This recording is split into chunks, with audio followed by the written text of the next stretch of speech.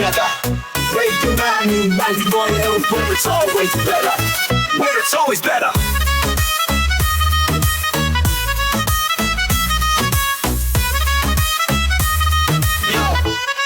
Yo, सुबह का सूरज या शाम का रंग, we bring you joy हर जुबान का धन।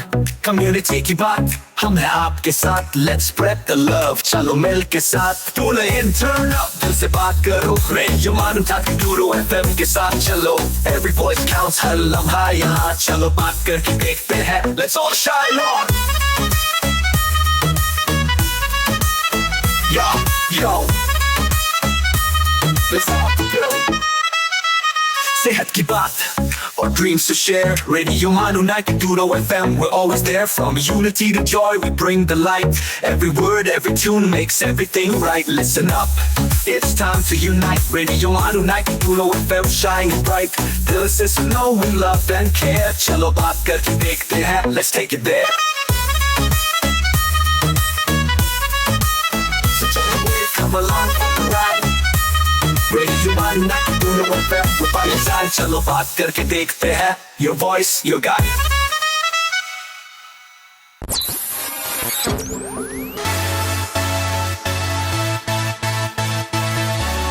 You are listening to Radio Manu 90.0 FM. चलो बात करके देखते हैं।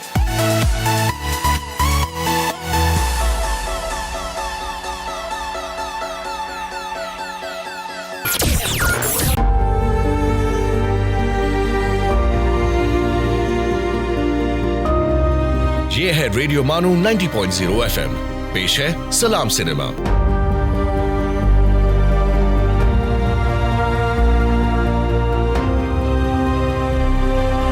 आदाब दोस्तों, रेडियो मानू 90.0 FM में आपका खैर मकदम है। मैं हूं आपका होस्ट और दोस्त आरजे मोहम्मद शीजान अली। आप सुन रहे हैं सलाम सिनेमा। जैसा कि आप जानते हैं, सलाम सिनेमा के एपिसोड्स में हम हिंदी फिल्मी जगत की सुनी अनसुनी, कही अनकही कहानियां लेकर हाजिर होते हैं। इसी सिलसिले की अगली कड़ी के तौर पर आज हम नरगिस दत्त का खाका पेश करने जा रहे हैं, जो मशहूर कलमकार कश्मीरी लाल जाकिर की किताब याराने तेज़गाम से लिया गया है। आखिरी गवाही। साबिर बामुहब्बत, बहुत परेशान हो आजकल। मेरी वो शफीक माँ जिसने पिछले 30 बरसों में हर कड़े वक्त में मेरा साथ दिया था, चल बसी है। तुम नहीं आ सके, तुम्हारी अपनी मजबूरियां हैं। मैं अपनी माँ का आंचल नहीं छोड़ सका, ये मेरी मजबूरी थी। तुम्हें याद है, मैंने अपने नॉवेल सिंदूर की राख का इंतसाब माँ को किया था। माँ के नाम जो मुझे जिंदा रखने के लिए दिन रात मरती है। वो मुझे जिंदा रखने के लिए 30 बरसों तक हर रोज़ मरती रही, लेकिन मैं उसे जिंदा रखने के लिए एक बार भी न मर सका।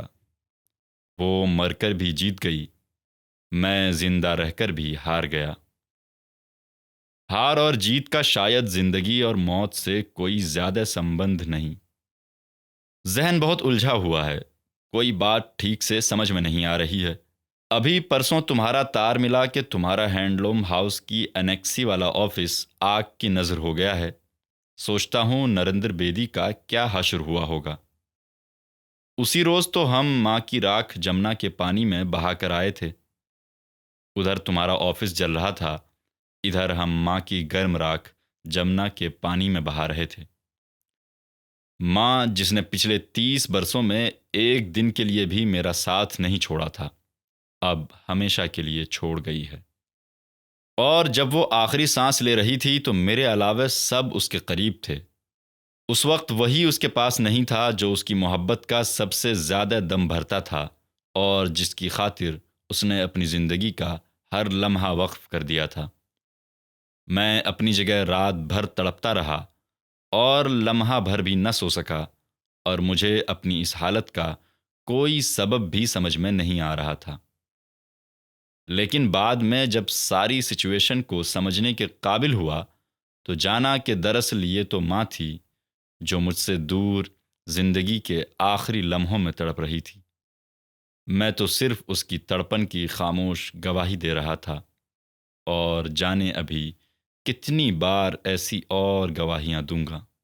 जाने मेरे कितने सगे और दोस्त और साथी ज़िंदगी और मौत की आखिरी कशमकश में तड़पेंगे और मैं बिना सबब जाने उस दर्द और अज़ियत की गवाही देता रहूँगा।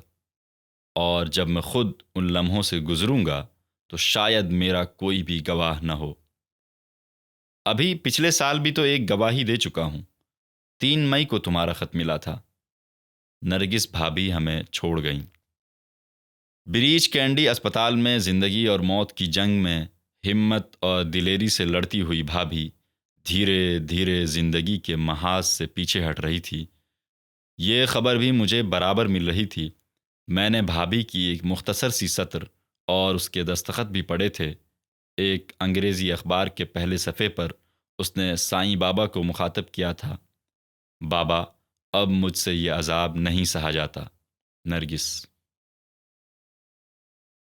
ये एक सत्र एक तेज़ नश्तर की तरह मेरे दिल में उतर गई थी और मैं जाने कब तक नश्तरों की तेज़ धार अपने दिल में उतरती हुई महसूस करता रहा, जो पिछले कई महीनों से न्यूयॉर्क के अस्पताल में उसके जिस्म में पैवस्त होते रहे थे। और मेरा भाई सुनील वार्ड के बाहर बैठा उस तमाम दर्द को खामोशी से पी रहा था और तड़प रहा था। कौन सी चीज़ थी जो उसने कुर्बान नहीं की थी अपनी बीवी पर? अपनी खिदमत, अपने जज्बात, अपने दिन रात, अपना घर बार। नरगिस के बगैर घर का तस्वुर ही क्या था? सुनील के जहन में नरगिस की परछाइयाँ संजू, प्रिया और नम्रता की शक्ल में तो ज़रूर उसके सामने थीं, लेकिन वो चांद, ये सब जिसकी परछाइयाँ थी, धीरे धीरे गहनाए जा रहा था। उस दम घोटने वाले लम्हा बलम्हा गहनाए हुए धुंधलके में सुनील अकेला ही तड़प रहा था। उसके दर्द का कोई हिस्सेदार नहीं था। उसी तरह जैसे अस्पताल के एक वार्ड के अंदर नरगिस अकेले ही उस तमाम अज़ियत को सह रही थी जो उसकी मोहलिक बीमारी ने उस पर मुसल्लत कर रखी थी। दर्द का शरीक शायद कोई भी नहीं होता। दर्द हमें अकेले ही सहना पड़ता है। अपनी सलीब खुद ही उठानी पड़ती है और अपने हाथों में कील भी खुद ही गाड़ने होते हैं। दर्द अकेला है, उसका कोई शरीक नहीं। दर्द की सिर्फ गवाही दी जा सकती है, उसे भोगा नहीं जा सकता। लेकिन इतनी बड़ी अदालत में हम बेकसों की गवाही भी क्या माना रखती है? फिर भी हम गवाही देते हैं कि उससे हमें तस्कीन मिलती है, हमें अपने वजूद का एहसास होता है, हमें इसका सबूत मिलता है कि हम जिंदा हैं। एक गवाही और भी दे चुका हूँ अभी चंद बरस पहले। दोस्तों, अब वक्त हो चला है एक छोटे से वक्फे का। सलाम सिनेमा के इस एपिसोड में आप सुन रहे हैं नरगिस दत्त का खाका, जो कश्मीरी लाल जाकिर की मशहूर किताब याराने तेज़गाम से लिया गया है। मिलते हैं एक ब्रेक के बाद। You are listening to Salam Cinema, Radio Manu 90.0 FM's Cinema Stories.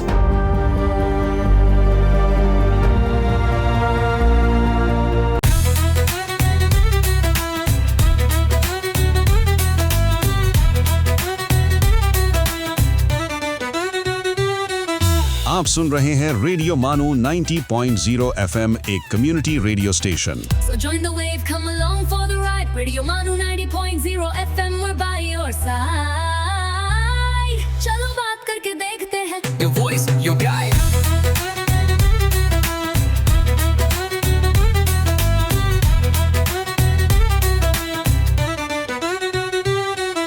This audio has been generated through AI. आइए अब सुनते हैं हिस्ट्रीज मिस्ट्रीज।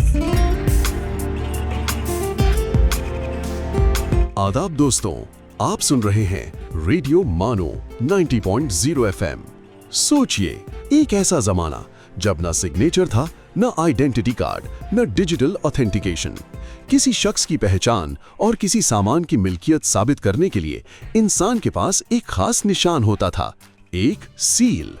मिट्टी पर बनाया गया एक छोटा सा इंप्रेशन, और ये छोटा सा निशान कह देता था कि ये चीज किसकी है, ये पैगाम किसने भेजा है और इस मामले की तस्दीक किसने की है।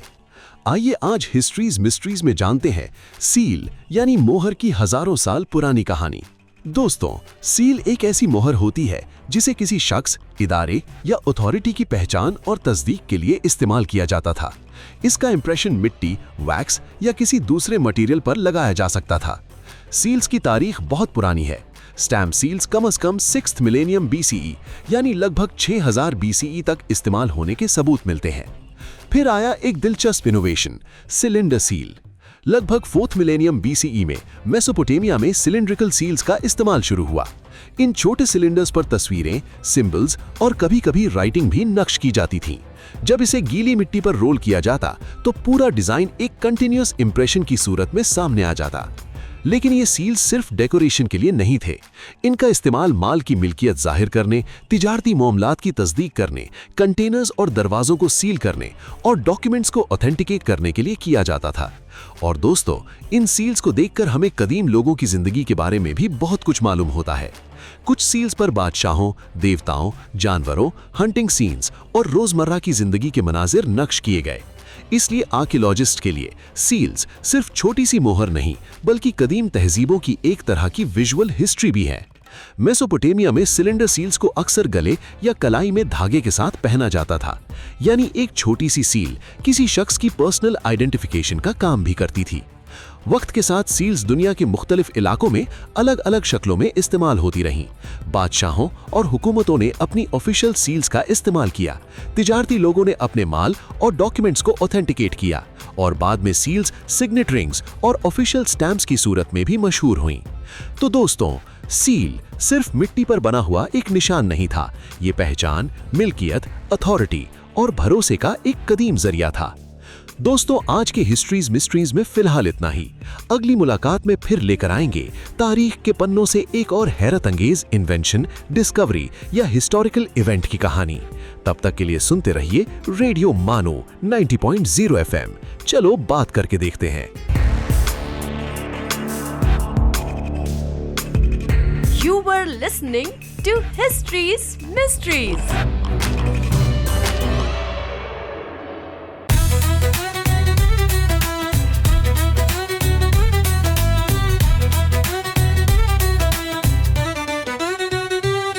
सेल्स, मार्केटिंग और ब्रांड प्रमोशंस के लिए हमसे राब्ता करें radiomanu@manu.edu.in पर। So join the wave, come along for the ride. Radio Manu 90.0 FM, we're by your side. चलो बात करके देखते हैं। Your voice, your guide.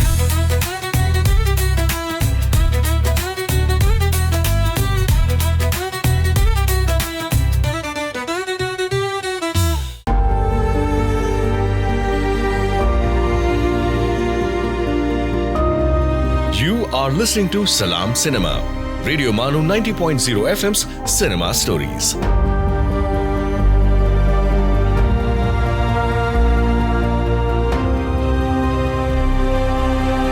दोस्तों, सलाम सिनेमा के इस एपिसोड में आपका फिर से खैर मकदम है।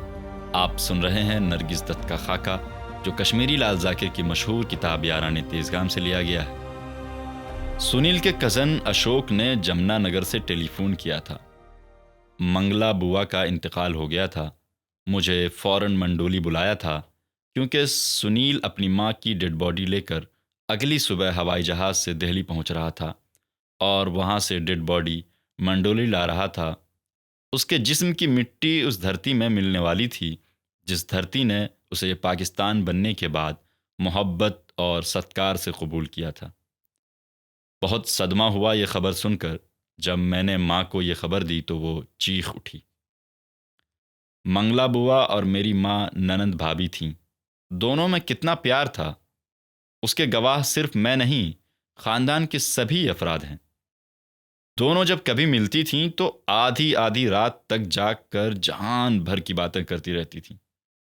छोटी छोटी बातें जो किसी दूसरे की नज़र में शायद बेकार थीं। यादों की पोटली खोल कर तमाम रात उसमें से यादों के टूटे हुए आईनों की महीन महीन करचियाँ निकालती रहती और अपनी उंगलियों के पोरों को लहूलहान करती रहती। बेगाबानियाँ, मायके का गांव की बातें, खिरत चटाला, ससुराल का गांव की बातें, मंडोली, गांव की बातें, अपने भाइयों और उनके बच्चों की बातें, सुनील दत्त की बातें, नरगिस की बातें, और फिर दोनों ही नरगिस की तारीफ के पुल बांधने लगती। अभी पिछले साल नरगिस संजय को मिलने सनावर जा रही थी। थोड़ी देर के लिए चंडीगढ़ रुकी और मुझे मिलने घर आई। मेरे पांव छूकर जब गले मिली तो सुघड़ बहू की तरह सब कुछ भूल कर मेरी हो गई। परमेश्वरी बहन, इसने तो हमें इस तरह अपना लिया है कि एक बार भी ऐसा नहीं लगा कि सुनील ने एक मुसलमान लड़की से शादी की है, और वो भी फिल्मों में काम करने वाली लड़की से। मैं साथ के कमरे में जाग रहा था और दोनों की गुफ्तगू सुन रहा था।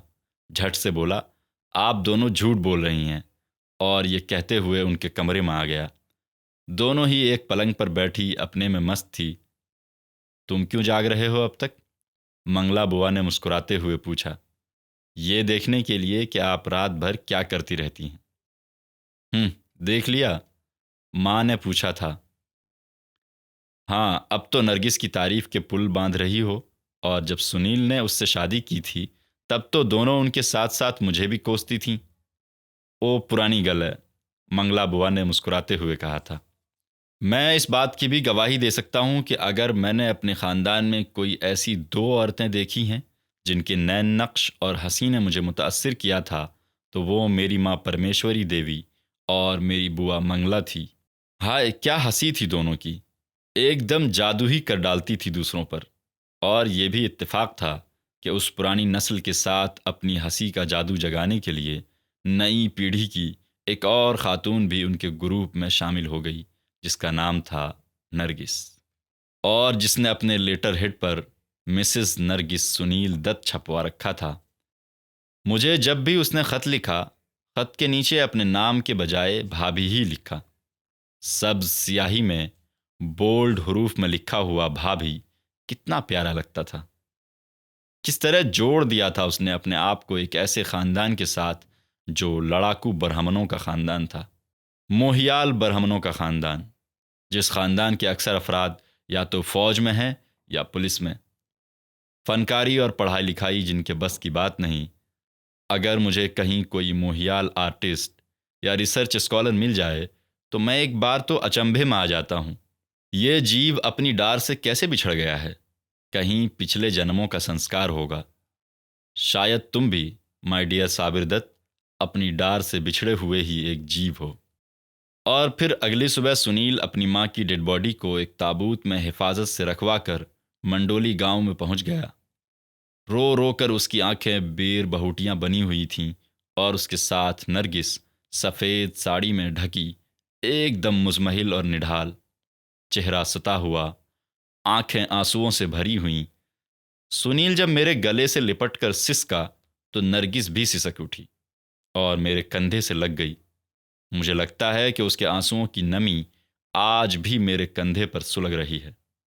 संजय और उसकी बहनें, सोम और उसकी बीवी पुनीत सभी गमज़दा थे, और उनके साथ हरियाणा के नज़दीक नज़दीक के इलाक़ों से आए हुए सैकड़ों लोग थे, और हरियाणा सरकार के नुमाइंदे थे जो हम सब के गम और दर्द के शरीक थे। और जब मंगला बुआ की अर्थी उसके घर की डेवढ़ी से निकली तो उस वक्त सुनील और नरगिस की हालत देखी नहीं जा सकती थी। सुनील ने जमुना पुल के साथ दरिया के किनारे अपनी माँ की चिता बनाने के लिए खुद जगह चुनी थी, और अब कई फरलांग लंबी सड़क पर नंगे पांव माँ की अर्थी उठाए खामोश और निढाल उसकी आखिरी मंजिल की तरफ रवां था। सैकड़ों लोगों से घिरी हुई जमुना के किनारे की रेत पर बनी चिता को जब सुनील ने आग दी तो भीड़ पर मौत की सी खामोशी तारी थी, और सुनील की सिसकियां उस खामोश फिजा में उभर रही थीं।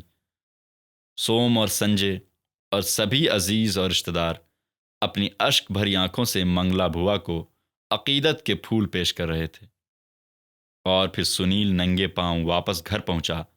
उसके पांव में दरिया के किनारे पर उगी झाड़ियों के कांटे टूट गए थे, जिनकी कसक तो शायद दूसरे भी महसूस कर सकते थे, लेकिन जो कांटा उसकी रूह में चुभ गया था वो किसी को नज़र नहीं आ रहा था। उस टूटे हुए कांटे की नोक पर निगाह थी सिर्फ नरगिस भाभी की। कांटा सिर्फ सुनील की रूह ही में नहीं, उसकी रूह में भी तो चुभकर टूटा था। खून के आंसू सिर्फ सुनील ही नहीं बहा रहा था, नरगिस भी तो बहा रही थी। अपने तलवों में टूटे हुए कांटे लिए सुनील मंडोली गांव के बाहर उस फ़कीर की कब्र पर तेल चढ़ाने गया, जो फ़कीर जाने कब से गांव की हिफाजत करता चला रहा था। लेकिन आज उसने तहफ़्फ़ुज़ का हाथ उसकी माँ के सर से उठा लिया था और उसकी माँ मर गई थी और वो एकदम यतीम हो गया था, एकदम बेसहारा और बेखानमा। मैं और माँ मंगला बुआ के अंतिम संस्कार के बाद जब मंडोली से चंडीगढ़ के लिए रवाना हुए तो वो एकदम खामोश थी, जैसे अब उसके पास कहने को कुछ नहीं बचा। जिसके साथ वो रात रात भर जाग कर बातें किया करती थी, वो तो उसे हमेशा के लिए छोड़ गई थी। मेरे कई बार कोशिश करने के बावजूद रास्ते भर माँ ने मेरे साथ कोई बात न की और हम दोनों चंडीगढ़ पहुँचने तक अपने अपने अंदर सुलगते हुए अलाव की आग में खामोश चलते रहे। दोस्तों, अब वक्त हो चला है एक छोटे से वक्फे का। सलाम सिनेमा के इस एपिसोड में आप सुन रहे हैं नरगिस दत्त का खाका, जो मशहूर कलमकार कश्मीरी लाल जाकिर की किताब से लिया गया है। कहानी का ये सिलसिला यूं ही चलता रहेगा। मिलते हैं एक ब्रेक के बाद। आप सुन रहे हैं सलाम सिनेमा, रेडियो मानो 90.0 FM की फिल्मी कहानियां।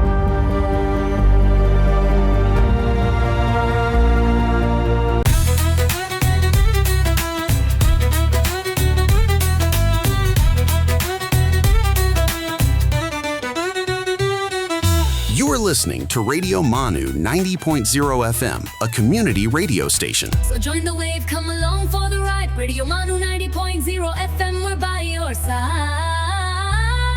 चलो बात करके देखते हैं. Your voice, your guide.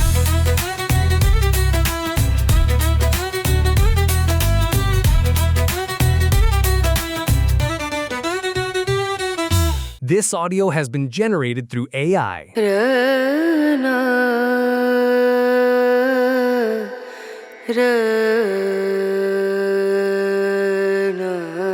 This is Radio Manu 90.0 FM. Let's listen to The Mindful Minute.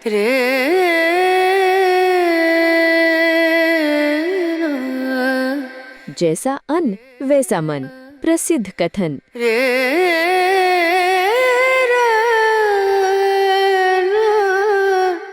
वक्त, एतबार और इज्जत ऐसी चीजें हैं जो एक बार खो जाएं तो वापस नहीं आती। मशहूर call.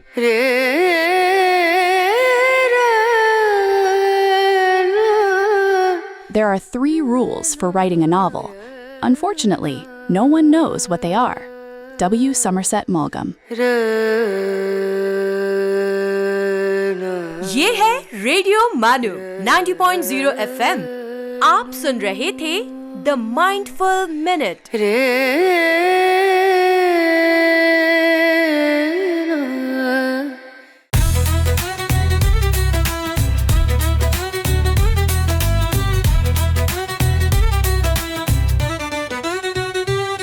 For sales, marketing and brand promotions, write to us on Radio Manu at manu.edu.in. So join the wave, come along for the ride. Radio Manu 90.0 FM, we're by your side. चलो बात करके देखते हैं. Your voice, your guide.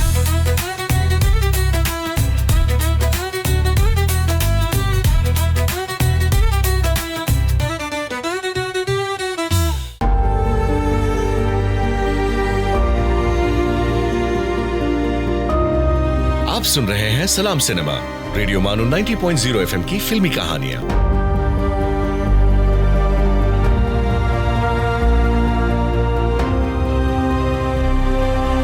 दोस्तों, सलाम cinema के इस episode में आपका फिर से खैर मकदम है। आज आप सुन रहे हैं नरगिस दत्त का खाका, जो मशहूर कलमकार कश्मीरी लाल जाकिर की किताब याराने तेज़गाम से लिया गया है। मुझे एक वाकया की याद इस वक्त बहुत रुला रही है। सुनील और नरगिस की शादी को अभी थोड़े ही दिन हुए थे। उन दिनों सुनील दत्त नेपी अनीसी रोड के उस छोटे से फ्लैट में रहता था जिसमें अब सोमदत्त रह रहा है। सुनील की छोटी बहन रानी भी उन दिनों वहीं थी। मैं भी गया था 2-1 रोज़ के लिए। रानी ने मुझे बताया था कि कुछ अरसे पहले जब वो अस्पताल में दाखिल थी तो नरगिस ने कैसे जी जान से उसकी खिदमत की थी। अभी शादी नहीं हुई थी, लेकिन सुनील और नरगिस मदर इंडिया के बाद ज़हनी तौर पर शादी का फैसला कर चुके थे। शायद इतवार का दिन था। सुनील फारिग था नरगिस और सुनील मुझे अपने साथ गाड़ी में बिठाकर वो तमाम जगहें दिखाते रहे जहां शादी से पहले वो जाया करते थे। हम एक जगह बैठकर बातें कर रहे थे। जब आपको मालूम हुआ कि सुनील मुझसे शादी कर रहा है तो आपको कैसा लगा था भाई साहब? नरगिस ने सवाल किया और उसकी आंखें मेरे चेहरे पर जम गईं। मैंने सोचा था कि वो गलती कर रहा है। मेरे इस जवाब पर नरगिस का चेहरा एकदम उतर गया। इतनी अजीम औरत और इतनी अजीम फनकारा जिसके लिए मेरे दिल में बड़ी इज्जत थी, एक छोटी सी बात को इतनी संजीदगी से लेगी, इसका मुझे अंदाज़ा नहीं था। मुझे बहुत दुख हुआ। पेशतर इसके कि मैं कुछ कहता, नरगिस ने दूसरा सवाल कर दिया। और अब नरगिस का चेहरा एक बहुत बड़ा सवाल बन गया था। और अब मैं समझता हूं कि भाभी तुमने गलती की है। मेरा ये जवाब सुनकर नरगिस खिलखिलाकर हंसी और उसकी हंसी की बौछार में सुनील और मैं बहुत देर तक भीगते रहे। और फिर सुनील ने मुझे बताया कि शादी के बाद जब नरगिस उसके घर आ गई थी तो नरगिस के भाई उसको जान से मार डालने की धमकियां देते थे। एक दिन नरगिस के बड़े भाई ने धमकी दी थी कि अगर मैं अपने बाप की औलाद हूं तो रात के 12 बजे चौपाटी पर आ जाओ। तुमने क्या किया? मैंने पूछा। क्या करना चाहिए था आप बताइए? तुम्हें जाना चाहिए था, मैंने जवाब दिया। और हमारी बीवी मिसेस नरगिस दत्त हमें रोकती रही और इसरार करती रही कि हम आधी रात को चौपाटी पर न जाएं। ये भाभी का फर्ज था, मैंने कहा। तो अब आपने उसकी तरफदारी शुरू कर दी? सुनील ने नरगिस की तरफ इशारा किया। तुम तो चाहते हो कि सब तुम्हारी तरफदारी करें और तुम्हारी हाँ में हाँ मिलाते रहें, यह नरगिस का कमेंट था। तुम चौपाटी पर गए कि नहीं ये बताओ? गया था भाई साहब, अपनी गन साथ लेकर घंटा भर चौपाटी की रेत पर घूमता रहा, लेकिन कोई साला नहीं आया मुझे ललकारने। साले कम ही ललकारते हैं। मेरे इस कमेंट पर सुनील जोर से हंसा और फिर नरगिस भी हंसने लगी। हंसी और कहकहों की ये बारिश बहुत देर तक होती रही। उस शाम मुझे वापस आना था। छोटे से ड्राइंग रूम में अपना अटैची केस एक तरफ रखे मैं खड़ा था और मेरे साथ सुनील था और सामने रानी और नरगिस खड़ी थी। मैंने रानी को गले से लगाते हुए 10-10 के 2 नोट उसके हाथ में दिए। हमारे यहाँ ये रिवाज तो है ही कि बड़ा भाई अपनी बहन को अपनी तौफीक के मुताबिक कुछ न कुछ देता है जब कभी वो उससे मिले। नरगिस ने झुककर मेरे पांव छुए, लेकिन मुझे लगा उसकी आंखों में एक हल्के से दुख की परछाई तैर रही है। मुझे एकदम अपनी गलती का एहसास हुआ। मैंने उसे अपने बाजू के घेरे में लेते हुए कहा, भाभी, तुम जैसी अजीम फनकार को देने के लिए मुझसे गरीब अदीब के पास कुछ भी नहीं। और साथ ही कांपते हाथ से 10-10 के 2 नोट पेश किए। उसने बड़ी मोहब्बत से उन नोटों को लेते हुए जवाब दिया, भाई साहब, ये 20 रुपये मेरे लिए 20 लाख के बराबर हैं। इस रिश्ते से आपके अलावा ख़ानदान में और कौन मुझे इस तरह कुछ देगा? उसका जवाब सुनकर मेरी आंखों में आंसू आ गए। और फिर नरगिस, सुनील, रानी सब मुझे छोड़ने आए। मैं अपनी झोली में जो मोहब्बत और खुलूस लाया था उसमें नरगिस भाभी हर बार कुछ न कुछ डालती रही और मैं उसे संभालता रहा। अब कौन मेरी झोली में मोहब्बत, खुलूस, प्यार और दोस्ती के तोहफे डाला करेगा? नरगिस भाभी की जगह कौन ले सकता है? कोई भी तो नहीं। मेरी झोली अब भरेगी नहीं, खाली तो होती रहेगी कि यही इंसान का मुकद्दर है। और अब एक आखिरी गवाही दे रहा हूँ साबिर, और ये गवाही मैं सैकड़ों मील दूर रहकर दे रहा हूँ, अपनी आंखें बंद करके। बंद आंखों के पर्दों पर परछाई की तरह लरसता हुआ एक मंजर देख रहा हूँ, बिल्कुल उसी तरह जैसे कई बरस खुली आंखों से दुनिया के खूबसूरत मनाजिर देखने के बाद कोई शख्स किसी हादसा में अचानक अंधा हो जाए और फिर तसव्वुर करे किसी घटना का जिसका जिक्र सिर्फ वो सुन रहा है, उसे देख नहीं रहा। दर्द का रिश्ता फिल्म का प्रीमियर होगा। सुनील ने पिछले 1 बरस से ज़्यादा अरसा में ज़हनी तौर पर जिस दर्द को भोगा है उसे वो एक तख्लीकी कारनामे की शक्ल में दुनिया के सामने पेश कर रहा है। मेरी इत्तला के मुताबिक वो इस फिल्म से होने वाली पूरी आमदनी स्पॉटिक सोसाइटी के लिए वक्फ कर देगा। फिल्म की कहानी भी तो उसे नरगिस भाभी ने ही दी थी। अमेरिका में इलाज कराने के बाद जब वो हिंदुस्तान आने वाली थी तो उसने गुफ्तगू के दौरान सुनील से कहा था कि वो हिंदुस्तान वापस आकर मैडम गांधी से बात करेगी कि हिंदुस्तान में जदीद तरीन असरी साजो सामान से लेस एक कैंसर हॉस्पिटल कायम करें। उसे इस बात का दुख था कि कैंसर के एक आम हिंदुस्तानी मरीज को वो तमाम सहूलतें मैसर नहीं आ सकती थीं जो उसे अमेरिका में मिली थी, क्योंकि एक आम हिंदुस्तानी इतने ज़्यादा अखराजात बर्दाश्त नहीं कर सकता। काश नरगिस इस सिलसिले में मैडम इंदिरा गांधी से बात कर सकती। बहुत से काश मिलकर ही तो इंसानी ज़िंदगी का अलमिया बनाते हैं। फिल्म के प्रीमियर के मौका पर सुनील खुश भी होगा, मुस्कुराएगा भी, आने वाले मेहमानों का गर्मजोशी से इस्तकबाल भी करेगा, लेकिन जब स्टेज पर खड़े होकर दर्द का रिश्ता और उसकी कहानी के बारे में कुछ कहना चाहेगा तो उसकी ज़बान कट जाएगी। सिर्फ उसके सुलगते हुए आंसू ही बोलेंगे, वो नहीं बोल पाएगा। और जब ज़बान कट जाती है और होंठ सिल जाते हैं और ज़ख्म खुल जाते हैं और सुलगते हुए आंसू आँखों की पुतलियों को झुलस कर बाहर उबल पड़ते हैं, तो जानते हो क्या होता है? दिलो दिमाग पर एक क़यामत टूट पड़ती है, एक ज़लज़ला जाग उठता है और एक और अर्थी उठती है जिसे कोई नहीं देखता, क्योंकि वो दिल के नेहा खाने में जलती है और लकड़ी की जगह जज्बात सुलगते हैं और एहसास जलता है और भावनाएं जलती हैं। और जब गर्म गर्म राख हवा के किसी झोंके के कारण चिता के गहरे धुएं से अलग होकर आँखों के पपोटों पर जम जाती है और सुलगती है, तो जब ही दर्द का रिश्ता मजबूत होता है। सुनील का, संजय का, प्रिया और नम्रता का, रानी का, सोम और उसके बच्चों का, मेरा और तुम्हारा रिश्ता अब मजबूत होगा कि दर्द के रिश्ते इसी तरह मजबूत होते हैं। और ये मेरी आखिरी गवाही है, खामोश और बेज़बान गवाही, जो किसी अदालत में पेश नहीं होगी, कि दर्द की कोई अदालत नहीं होती। दोस्तों, सलाम सिनेमा के इस एपिसोड में आप सुन रहे थे नरगिस दत्त का खाका, जो मशहूर कलमकार कश्मीरी लाल जाकिर की किताब यारान तेज़गाम से लिया गया है। आज के लिए बस इतना ही। अब इजाज़त दीजिए अपने होस्ट और दोस्त आरजे मोहम्मद शीज़ान अली को। अगले एपिसोड में फिर नई कहानी के साथ आपके साथ मुलाकात होगी। तब तक के लिए अलविदा। सुनते रहिए रेडियो मानू 90.0 FM। You were listening to Salam Cinema, Radio Manu 90.0 FM's Cinema Stories.